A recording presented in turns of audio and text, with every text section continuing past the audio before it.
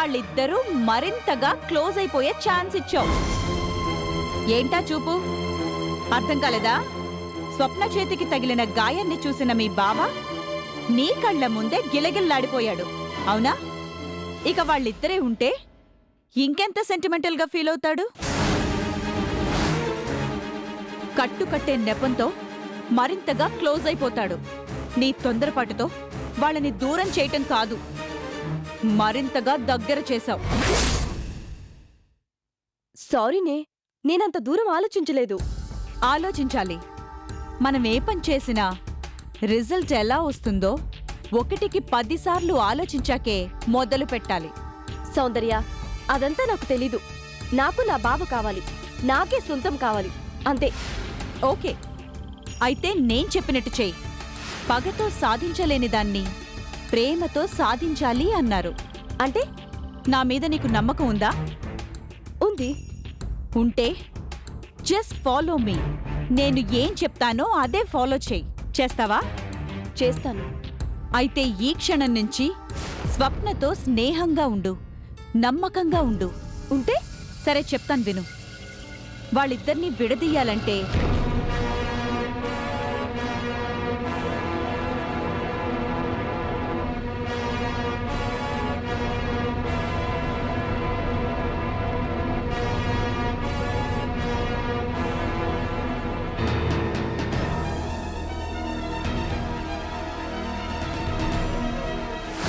పద.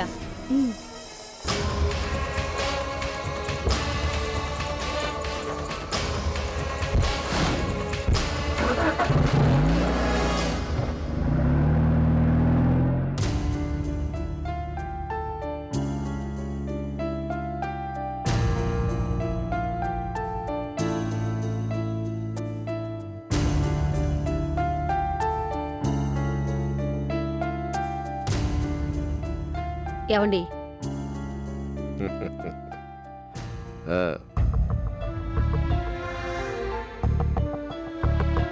చూడండి, మీ కూతురు ఎవరినో ఫ్రెండ్ కలవాలంటూ పొద్దుననంగా వెళ్ళింది, ఇంతవరకు రాలేదు. సులోచన వస్తుందిలే, కంగారెందుకు? సింధు ఏమన్నా చిన్నపిల్ల ఏమిటి? ఆ చిన్నపిల్ల కాదు కాబట్టే నా భయం ఆరాటం. చూడండి, పెళ్లిడికొచ్చిన పిల్ల ఇలా వేళాపాళా లేకుండా ఇష్టం వచ్చినట్టు తిరగటం అంత మంచిది కాదు. అబ్బాబ్బాబ్బా, మళ్ళీ మొదలుపెట్టావా? సులోచన, కాలం మారింది. మారుతున్న కాలంతో పాటే మనము మారాలి. పిల్లల్ని స్వేచ్ఛగా వదిలిపెట్టాలి. ఏది మంచో ఏది చెడో వాళ్ళంతటా వాళ్లే తెలుసుకునేలాగా చేయాలి. బాగుందండి, చాలా బాగుంది. దాన్ని ఇలాగే గారాబం చేసి మీ నెత్తి మీదకి ఎక్కించుకోండి, ఏదో ఒక రోజు కొంప ముంచుతుంది. సింధు నా కూతురు. ఎక్కడ ఎలా ఉండాలో, ఎవరితో ఎంత దాకా మాత్రమే ఉండాలో నా కూతురికి ఎవరు చెప్పక్కర్లేదు. దానికి అన్నీ తెలుసు. సరే, నాదే ఉంది. ఎంతైనా మీరు ఒకటి, నేనేగా పరాయదాన్ని. అబ్బబ్బబ్బబ్బా, నసపెట్టుకు. అదిగో సింధు. మమ్మీ, డాడీ, తను నా ఫ్రెండ్ సౌందర్య, డిగ్రీలో నా క్లాస్మేట్. సౌందర్య మా mom, dad. Hello uncle. Hi aunty. కూర్చోమ్మా. Thank you. డాడీ, సౌందర్య వాళ్ళు చాలా రిచ్, మనకంటే చాలా చాలా రిచ్. సింధు, చూసారా, అంత రిచ్ అయినా కూడా ఎంత సింపుల్ గా ఉంటుందో. సౌందర్య చాలా అందమైన పేరు. తన అందానికి తగిన పేరు అనాలి మమ్మీ. అబ్బా సింధు. అర్థమైంది, ఇంక పొగడంలే. డాడీ, చాలా రోజుల తర్వాత ఈ మధ్య ఇద్దరం మళ్ళీ కలిసాం. I'm so happy. నేను కూడా అంకుల్. ఎందుకంటే సింధు నా బెస్ట్ ఫ్రెండ్. పెళ్ళైనట్టుంది. మీ వారేం చేస్తారమ్మా? బిజినెస్. ఏం బిజినెస్? మా వారిది రియల్ ఎస్టేట్ బిజినెస్. అందుకే ఎప్పుడు బిజీగా ఉంటారు. Very good. Bad, very bad. అదే సింధు నాకంతా చెప్పింది అంకుల్. అరే, చిన్నప్పటి నుంచి అనుకున్న సంబంధాన్ని కాదనుకుని వాళ్ళ బావ ఇంకెవరినో చేసుకుంటానంటే మీరు చూస్తూ ఎలా ఊరుకున్నారు అంకుల్? ఏం చేయను, ఎంత చెప్పినా దాని బావా నో అంటున్నాడు. అంటే మీరు వదిలేస్తారా? వదిలేక ఏం చేయగలవమ్మా? మగాడు చేసుకునని మొండికేస్తే ఇంకేం చేస్తాం? ఆంటీ, అంత తేలిగ్గా వదిలేయడానికేనా అంకుల్ అతన్ని ఎంబీబీఎస్ దాకా చదివించింది? ఎవరో ముక్కు మొహం తెలియంది అతన్ని ఎగరేసుకుపోతుంటే చూస్తూ ఊరుకోవడానికేనా లక్షలు లక్షలు కుమ్మరించింది? చెప్పండి అంకుల్. సింధుకి ఇంత అన్యాయం జరుగుతుంటే మీరేం చేస్తున్నారు? నా ప్రయత్నం నేను చేశానమ్మా, కానీ కళ్యాణ్ మనసు మార్చటం నా వల్ల కాలేదు. పోనీ ఆ పని నా వల్ల అవుతుందేమో ట్రై చేయమంటారా అంకుల్? సౌందర్య, అవునాంటీ. మీరు అంకుల్ నాకు కొంచెం సపోర్ట్ చేయండి చాలు. ఆ స్వప్న ఎవరో కాని మీ మేనల్లుడి జీవితంలో నుంచి తరిమి తరిమి కొడతాను. అదే నువ్వనుకున్నంత తేలిక కదమ్మా. మీరనుకుంటున్నంత కష్టమో కాదంకుల్. కష్టమో సుఖమో నాకు నా బావ కావాలి, అంతే. సరే, నువ్వు ఏం చేస్తానన్నా మాకు ఓకే, కానీ ఆ స్వప్నని కళ్యాణ్ మర్చిపోవాలి, శాశ్వతంగా మర్చిపోవాలి. డన్. మీరు ఆ మాత్రం భరోసా ఇస్తే చాలు. ఇక చూస్తూ ఉండండి అంకుల్. సింధు వెడ్స్ కళ్యాణ్ అని శుభలేఖలు పంచిపెట్టే రోజు అతి తొందరలోనే వచ్చేలాగా నేను ప్లాన్ చేస్తాను. Very good. అయితే చెప్పు, నీ ప్లాన్ ఏంటి? Secret, top secret uncle. గురి చూసి కొట్టేదాకా ఎవ్వరికీ చెప్పను. అంటే నువ్వు ఒక్కదానివే? ఎస్. శుభకార్యానికైతే సందడిగా వెళ్ళాలి, చెడగొట్టడానికైతే సింగిల్గా వెళ్ళాలి. చెక్ పెట్టేదాకా ఆట కట్టినట్టు ఎవ్వరికీ తెలియకూడదు. తెలియనివ్వను. ఇదే ఈ సౌందర్య స్టైల్.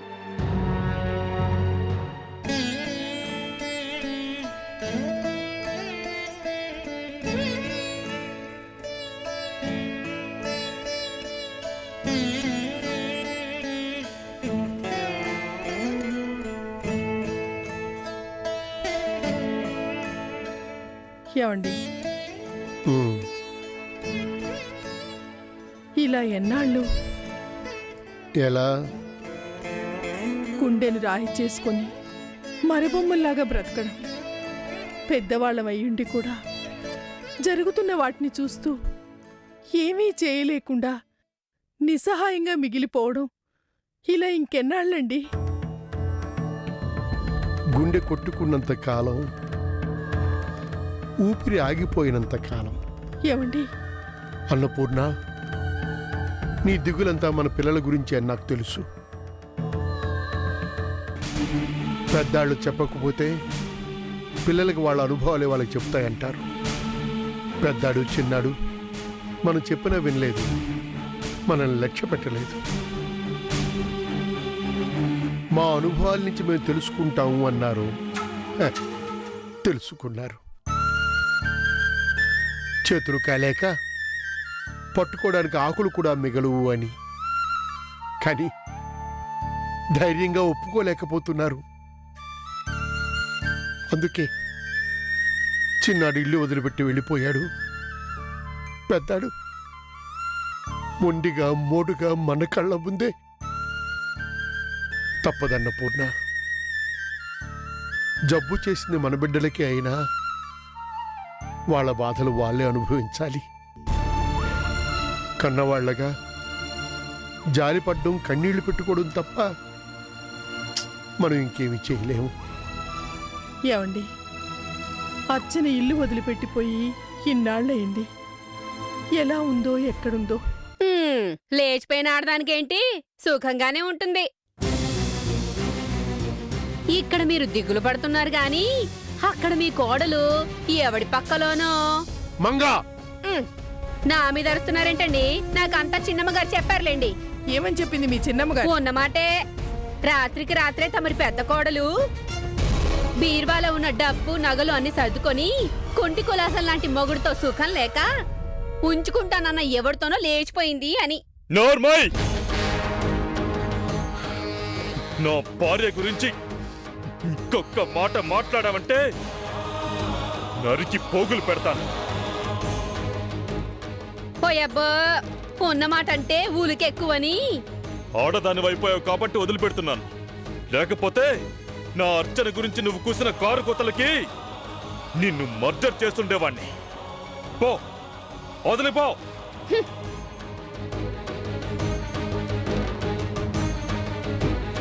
నా భార్య, నా అర్చన దేవత.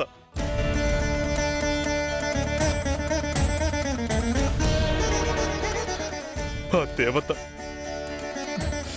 నా జీవితంలోంచి వెళ్ళిపోవడానికి కారణం నేనే.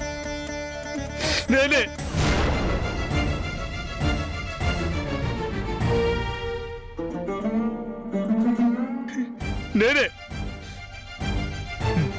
మూర్ఖుళ్ళ అర్చన మనసును ముక్కలు చేశాను.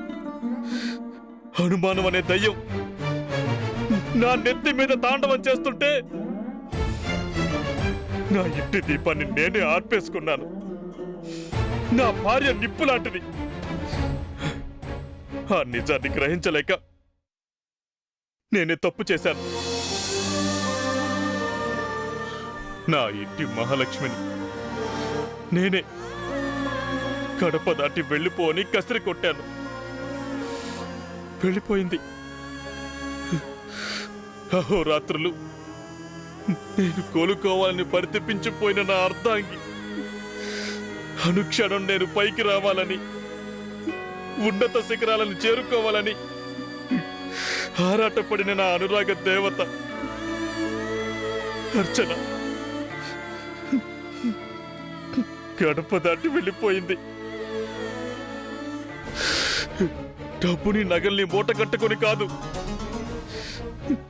ఈ పాపాత్ముడు పెట్టిన బాధల్ని, వేసిన నిందల్ని తన గుండెల్లో నిస్సహాయంగా దాచుకుని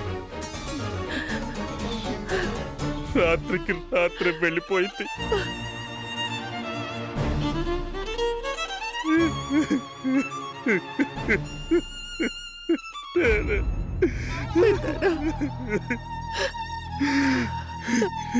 నీ పెద్దాడిప్పుడు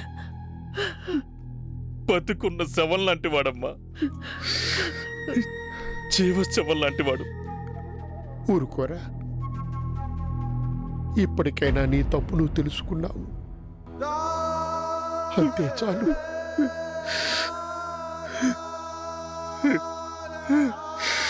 చాలదు నాన్నగారు, అనుభవించాలి, ఇంకా ఇంకా అనుభవించాలి. అనుమానంతో కళ్ళు మూసుకుపోయిన స్థితిలో నీచుడున్నాయి, దుర్మార్గుడున్నాయి. నా అర్చన్ని కంట నీరు పెట్టించిన పాపానికి శిక్షగా ఇంకా ఇంకా అనుభవించాలి, ఇంకా ఇంకా అనుభవించాలి. పెద్దాడా, ఏం మాటలు రావి? నిజాలు నాన్నగారు, నేను పాపం చేశాను. పుత్తడిని ఇత్తడని భ్రమపడ్డాను. జాతి రత్నాన్ని కులకరాయని దూరం చేసుకున్నాను. ఈ కోడల్ని, ఒక పతివ్రతని పతితాన్ని నిందించి పాపాన్ని మూట కట్టుకున్నాను.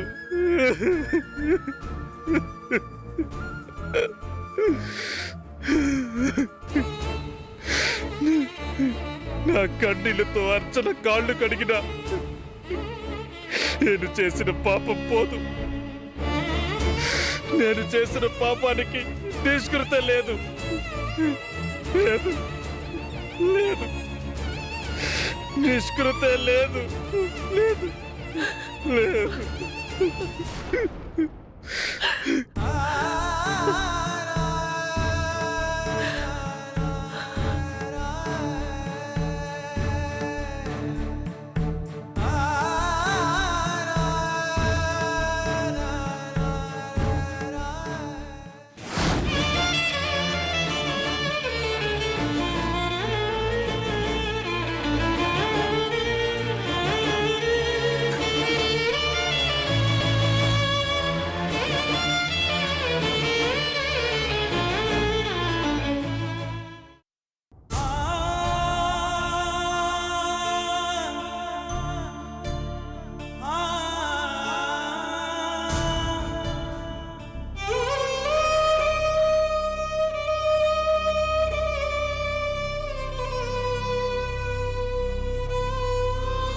తమ్ముడు,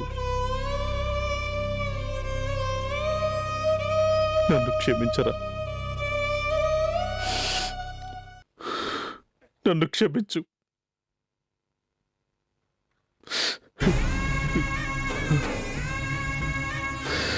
నన్ను క్షమించు.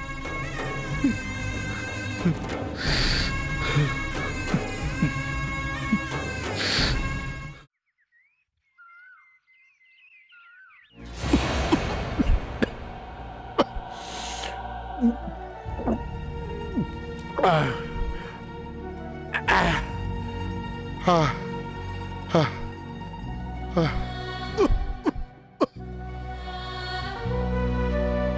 హరి,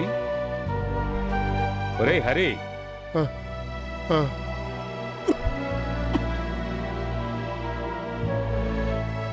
అన్నయ్య గారు, మీరా? రండి రండి. ఏమో అన్నపూర్ణమ్మా, బాగున్నావా? ఆ, హరి ఏడి, ఇంట్లో లేడా? ఉన్నారండి, రండి. దొరగారు ఏం చేస్తున్నారో ఏమో. ఆ. హరి, ఏమైందిరా? సింహంలా ఉండేవాడివి నువ్విలా అయిపోయావేంట్రా? సింహం ముసలిదైపోయింది కదరా, అందుకే మంచానికి వచ్చేసింది. హరి, ఏంట్రా మాటలు?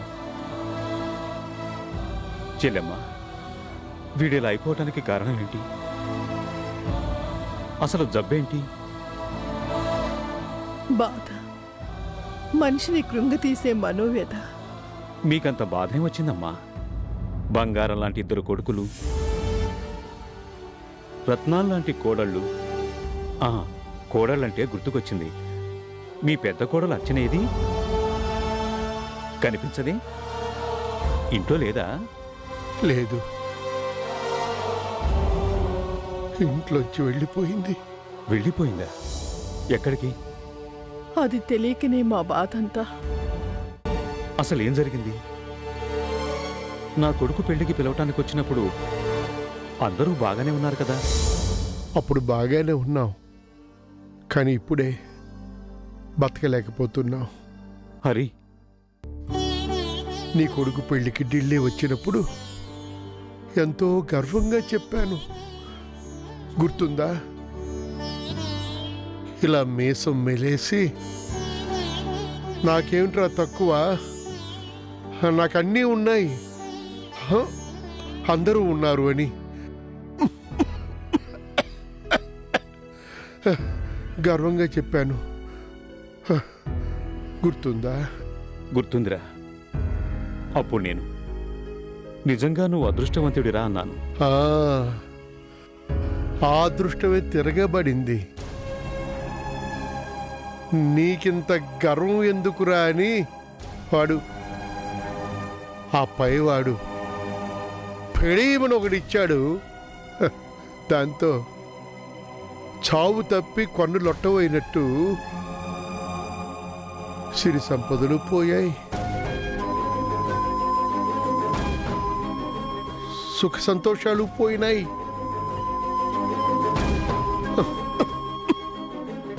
ఆరోగ్యం కూడా.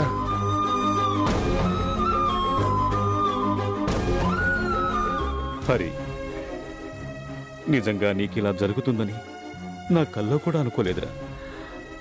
నీ కుటుంబం ఇలా ముక్కలు చెక్కలవుతుందని నేను కూడా అనుకోలేదు. హరి,